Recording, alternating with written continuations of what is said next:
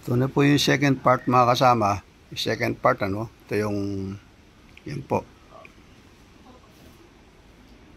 Second part ng garahe tapos may roof garden. Ito po. Tinapos ko na po yung sketch, yung conceptual design niya. Tapos ito po yung view magmula rito sa entrada. Yan po. Dito po pumapasok ang sasakyan. Pagmula rito sa karsada. Yan po. Dito po siyempre may mga landscape po tayo dito sa tabi-tabi. May mga halaman din po dyan. Ayan, ayan. Ayan po. Ayan po. Ayan po.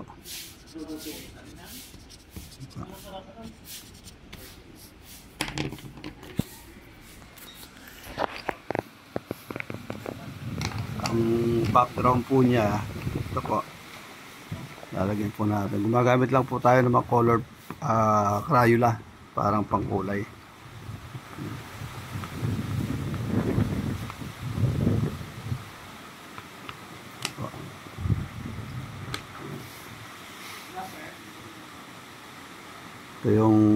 Ito yung garahe. Garahe ito. Tapos living, ito yung bodega. Ito po yung maids room. Yan po.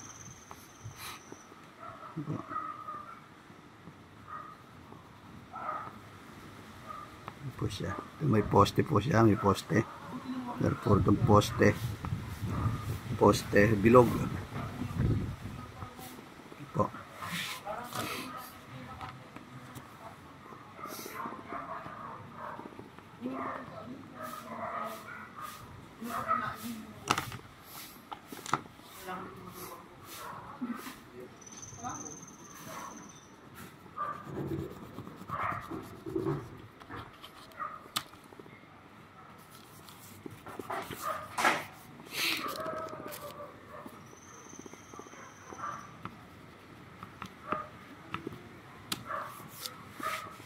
Po. Yan po yung pinaka-design ng garahe.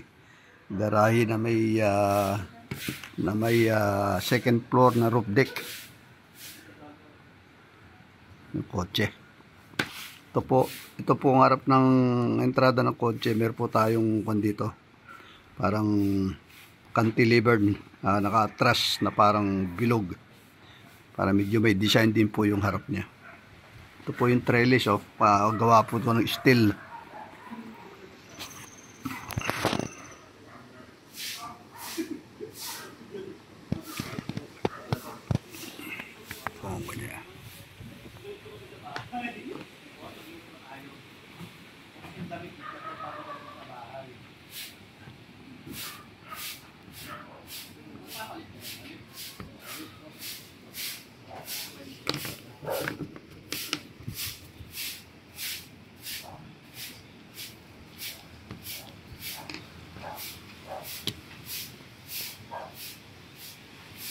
Pwede na po natin i-final ito.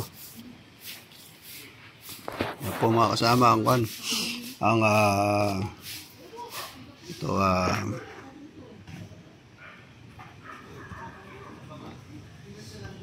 garage roof garden.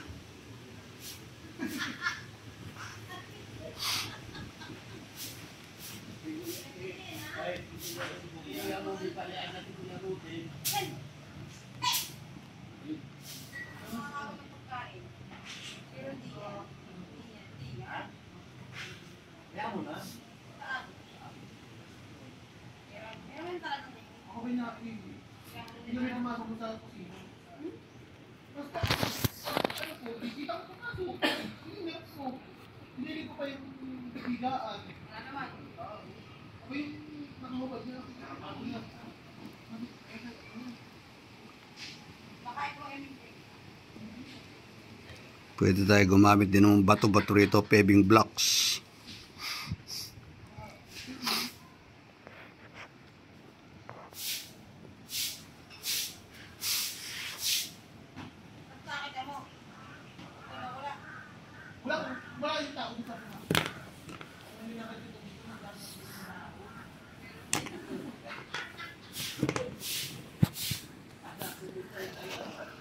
Ito mga kasama, ito yung garden ng main house yan.